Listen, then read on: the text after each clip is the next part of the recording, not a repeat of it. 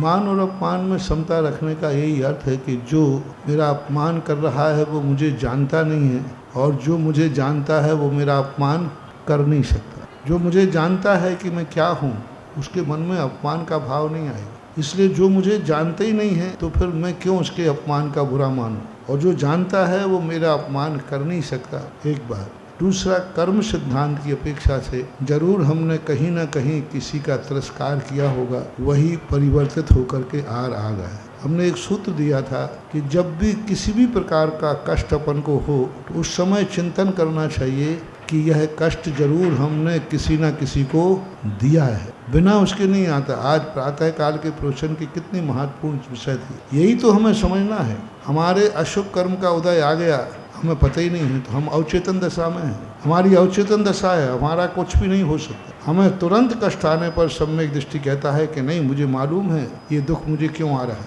उसको आश्चर्य नहीं होता, उसके मन में संदेह नहीं होता, वो विचार ही नहीं करता कि ये मेरे लिए कष्ट क्यों आ रहा है। वो तो तुरंत सोचता है कष्ट इसलिए आ रहा है कि मैंने किसी को कष्ट दिया था। ये तुरंत उसके चिंतन में आता है। इसलिए सम्यक दृष्टि को धर्म ध्यान क्यों कहा। वो भी कष्ट में आता है, उसको भी दुख होता है, लेकिन सम्यक दृष्टि का धर्म ध्यान क्यों हो जाता है? क्योंकि वो कष्ट किसी के ऊपर थोपता नहीं है, वो अपने स्वयं के हुए कर्मों पर विचार करता है, ऐसा मानना।